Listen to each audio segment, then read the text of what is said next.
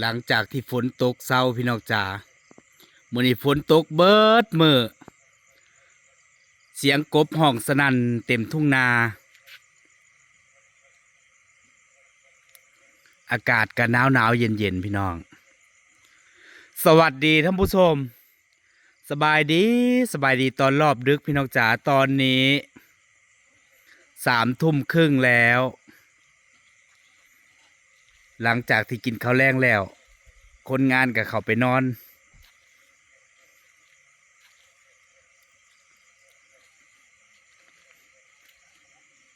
เหนื่อยล้าจากการดำนา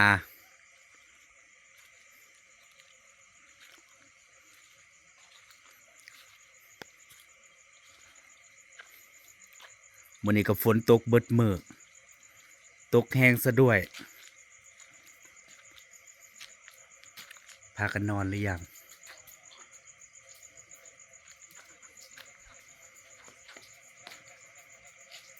คืนนี้ไม่ต้องเปิดพัดลมอากาศหนาวอากาศเย็นหนาวเบิดมื้อตากฝนเบิดมื้อ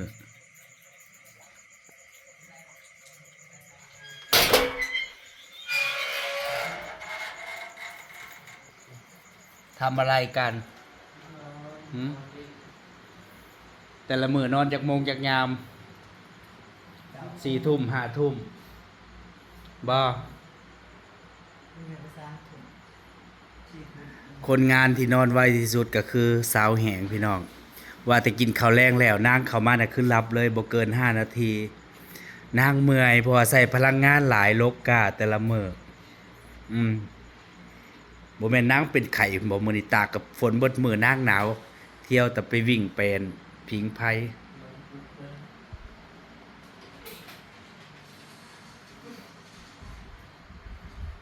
รับเรียบร้อยนางตุ่มผ้าห่มน่ะนางหนาวแต่คนอื่นยังเปิดพัดลมอยู่กลางคืนได้นอนนั่นตุ่มผ้าห่มอยู่บ่แต่ดึกๆมามันก็เย็นอยู่เด้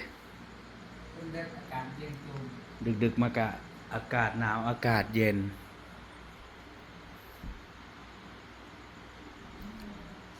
นี่แหละบ่อนนอนพี่น้องใครอยากนอนตรงไหนก็นอนปีแล้วแห่งมา6 คนพุ่น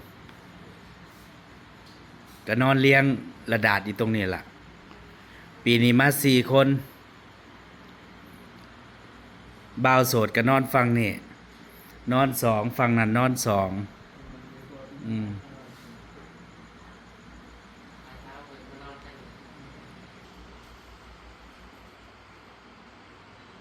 างรับปาดตายแต่ว่านางนอนเร็วแต่ว่านางตื่นแต่เช้าเด้วันนี้ฝนตกทั้งวันเบาบีอุตส่าห์เปียกฝนแคมฝนเขาในเมือง เพื่อจะไปซื้อเสื้อกันฝนแล้วก็ไปซื้อเสบียงอาหารพี่น้องผู้ใดบ่มีเสื้อกันฝนกันหนาวว่าฝนมันบ่ได้ตกคือซื้อฝนตกว่าลมอยู่เบิดมื้ออันนี้ตัวใหญ่สุดแล้วเดี๋ยวมันนิ่มเด้มันนิ่มมันใส่สบายมันบ่แข็งแล้วมันบ่ดังโคตรเกลียดๆเนาะไปแต่ว่าตัวนี้จะเป็นรุ่นหนาแล้วก็ราคาแพงตัวที่แบบของน้องเหมยใส่อันนี้1,500,000อันนี้มันเดือดหนาเลยมันดีแต่ว่าอันนี้นะมันจะเป็นแบบอันนี้นิ่มแต่ว่าอาจจะใส่ได้บ่โดนอันนี้มันสามารถใส่ได้เป็นปีได้เจ้าเสียตัวนี้ก็เอาเวลาดำหน้าตากฝนนั้นมันหนาวพอตากฝนเบิดมือฝนสิตกแดดสิออกเราก็ดำนาเหมือนเดิมพวกสิแล้วแต่ว่าดำน้ำมันก็เคิงเลยพี่น้องมื้อนี้มื้อที่4ของดำนาวันนี้4มื้อนี้แหละสำหรับคนงานมาดำนาน่ะ4วันนี้แล้วปีที่แล้วนี่ดำนา8 มื้อแล้วแต่ว่าปีนี้ก็บ่ฮู้สิจักมื้อพี่น้องรอเบิ่งมื้อนี้ก็4 มื้อแล้วบ่เกินคิดว่าบ่เกินอาทิตย์คือสิแล้วน้ำของน้ำของดำไว้ในแกงในซอ เพราะว่าตอนนี้มันเครื่องแล้วเนาะเครื่องแล้ว จ้าสีอะไรก็เลือกเอามือเสาเดี๋ยวฝนตกแต่เสาเมื่อนี้ตั้งแต่พายุเข้านี่นะเป็นอาทิตย์แล้วโมเมนอาทิตย์กว่าแล้วเนาะปกติฝนมันสิตกลิ้นซื่อๆแต่เมื่อนี้ตกแห้งเลยตกเบิดมืออันนี้เอาไปอันนี้เป็นของเด็กทำเดี๋ยวสีใดสีส้มกับสีเขียวอันนี้บุหัวใส่แดกว่าลองใส่ผมดูลองใส่ผมดูพอดีบอกอ่ะมันหน่อยหรือมันใหญ่พนหรือบอกแล้วพอซื้อมาหน่อยพนอันนี้เชียร์บ้างให้น้องสาวโพสสีเนี่ยมือเพิ่นกันหนาวอยู่เบิ้มือบริลบพัดกาบริดำพัดหน้ามาใส่ที่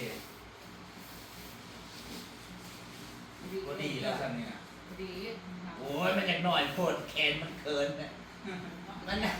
เอาอย่าไปดึงนะเตี้ยแล้วจัดโบ โอ้มันจะเกินโพดเนาะก็ซื้อมาหน่อยโพดพอคิดว่าน้องทำแบบน่าจะประมาณนี้มันหน่อยโพดไว้แห่ลิ้นใส่มันสิมีแบบกลางอันนี้แบบน้อยแล้วมันสิมีแบบกลาง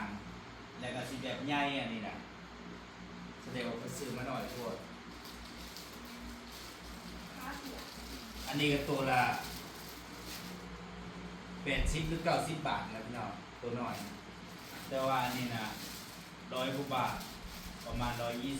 120แต่อันนี้160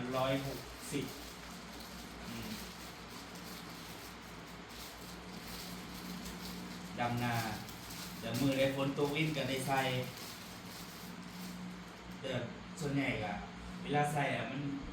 อึดอัดนอกดำบนข้างล่างเดี๋ยวคันฝนตกแห้งดีก็บ่ใส่อันนี้สิไว้ให้น้องสาวโพสีสรุปใส่ได้อยู่มันก็พอได้อยู่แต่มันสิเกินนิดนึงยืนไม่รู้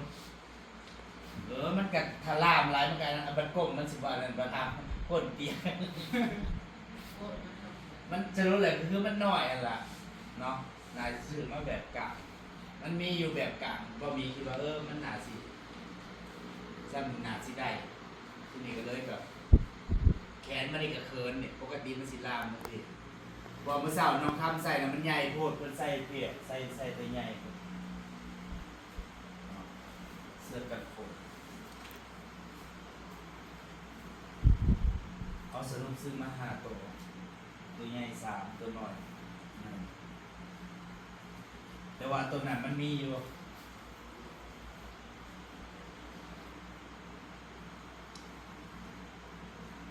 ฝนตกเสมอพี่น้องเมื่อนี่น่ะน้ำนะเต็มทุ่งนาเลยเนาะ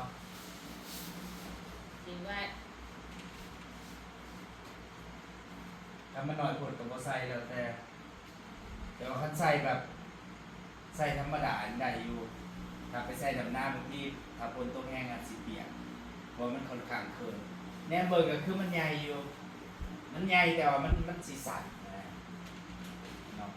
มันต้องซื้อแบบกลางตอนแรกว่าจะซื้อแบบกลางมาอย่างมันใหญ่โพดเดี๋ยวมันลามโพดรอบบ่ายน้องทัพจะบริไปดำน้าฝนตกมันหนาวฝนบ่ลงแต่ว่าน้องซับพอสีพอดีเพราะว่าตัวน้อยก็น้องทำมันน้อยก็ไปให้อลิสใช่อลิสศิลาโพด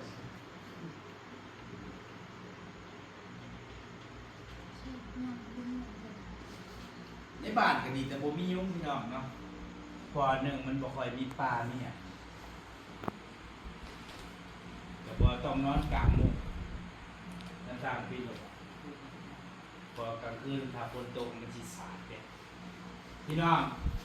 อันว่าเห็นแบบนี้น่ะบ้านนี่น่ะถ้าฝนแบบฝนตกแห้งหรือว่าแบบลมเปียกเบิดเด้ถ้าลมแห้งมันสิสาดมันไหลเข้าหน้าต่างก็คือเปียกไปเลยเท่านี้มันสิเปียกเข้ามาเลยมันซึมเข้ามาในหน้าต่าง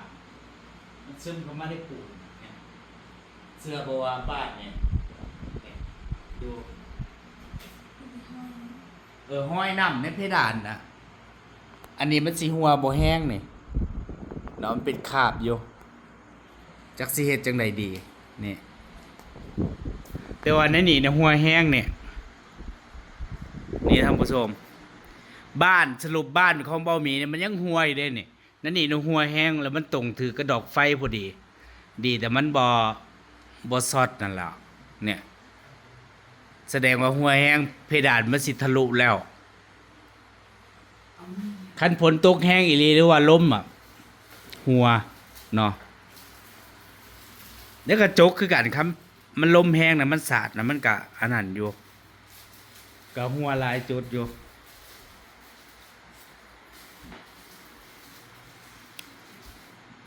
เก็บไว้เผื่อฝนตกพรุ่งนี้เนาะอันนั้นเอาไปเก็บในทำตื่นนอนย้ำมื้อเช้าอ่ะคันฝนตกเลยขี้ข้านเปียกได้บัดนี่มันหนาว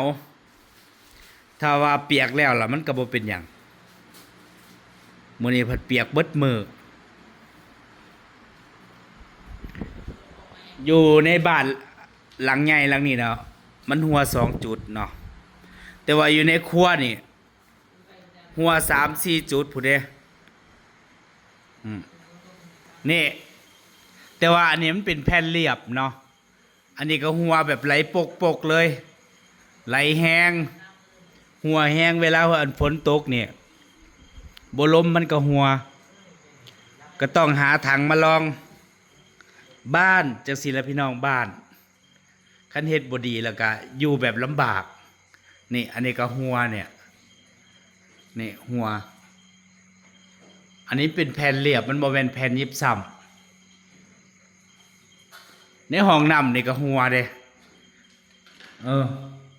เนี่ยอันนี้มันเป็นแผ่นยิบซ้ำเนาะมันหัวบ่ได้หัวจุดเดียวเด้พี่น้องเนี่ยอันนี้ก็หัวมันหัวมันรั่วหลังคาเมื่อก่อนแหงหัวทั้งหลังจนเปลี่ยนหลังคาใหม่แต่ว่าเปลี่ยนใหม่แล้วก็ยังหัวอยู่2 จุดเนาะแต่ว่าด้านหลังครัวบ่ได้เปลี่ยนแต่มันก็ยังหัว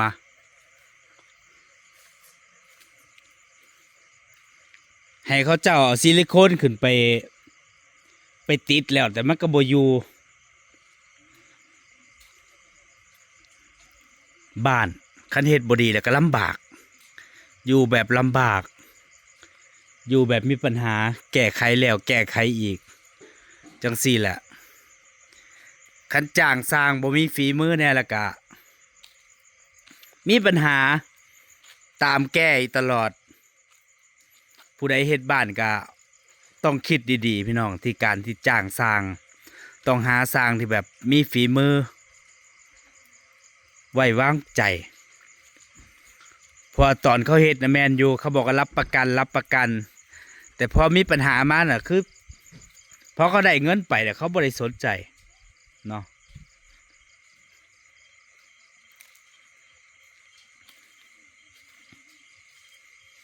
บ้านเบาหมี3 ทุ่มถือว่าเงียบดึกแล้ว2 ทุ่ม3 ทุ่มโซล่าร์เซลล์ก็บ่ค่อยหุ่งปานใดพี่น้องเพราะว่า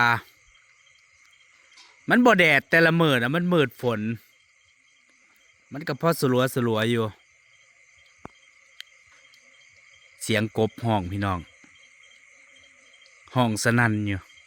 กบหลายแต่ว่าไปไต่บ่ได้ดอกน้ำมันหลายแล้วมันกับมันอยู่ในน้ำ